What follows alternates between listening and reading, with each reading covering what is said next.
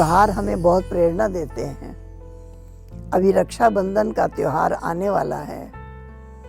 रक्षाबंधन का त्योहार जहाँ बहन भाई को राखी बांधती है कि विपत्ति आने पर भाई बहन की रक्षा करेगा।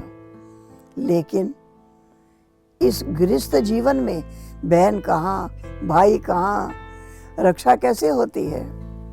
वास्तव में इसका रहस्य ये है, रक्षाबंधन का रहस्य ये है कि हमारी रक्षा कैसे होगी जब हम अपने आप को आत्मा समझकर और सबको आत्मा रूप में भाई भाई की दृष्टि रखेंगे तो हमारी रक्षा पांचों विकारों से होगी।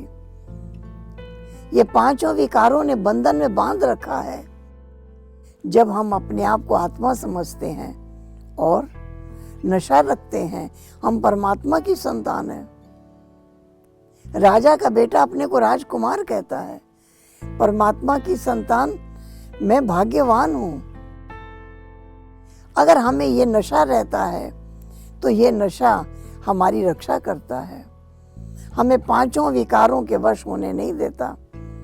अनेक प्रकार की कामनाएं, इच्छाएं मनुष्य के मन में लगातार उठती ही रहती हैं और जब इच्छाएं पूरी नहीं होती तो क्रोध आता है और इच्छाएं पूरी हो जाती हैं तो लोभ उत्पन्न होता है। लोभवश जब संग्रह करता है उसमें मोह होता है और मोहवश जब इकट्ठा कर लेता है तो अहंकार हो जाता है।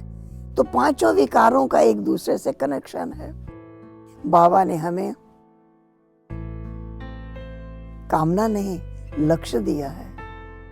तुम्हें नर से नारायण बनना है, तुम्हें मनुष्य से देवता बनना है। सर्वोच्च लक्ष्य, एक जन्म नहीं अनेक जन्म तुम्हें ऊंचा पद प्राप्त करना है। जब ये लक्ष्य हमारा रहता है तो इस लक्ष्य पर हमारे लक्षण जब आ जाते हैं तो हमारे अंदर मिठास आ जाती है, मधुरता आ जाती है, तो ये पांचों ही विकार समाप्त हो जाते हैं। कोई कामना नहीं रहती, कोई लोभ नहीं रहता, कुछ वस्तुओं का संग्रह करने की इच्छा नहीं रहती। लेकिन परमात्मा ने हमें हमेशा के लिए, सदा के लिए माला माल कर दिया। इस प्रकार से हम महसूस करते हैं। तो हमें ऐसा रक्षाबंधन बांधना है कि मैं आत्मा परमात्मा की संतान हूँ। उनके होकर के चलते रहेंगे तो हमारे अंदर सर्व गुण और सर्व शक्तियाँ प्राप्त हो जाएंगी और सारे पांचों ही विकारों के बंधन समाप्त हो जाएंगे। यही है सच्चा रक्षाबंधन।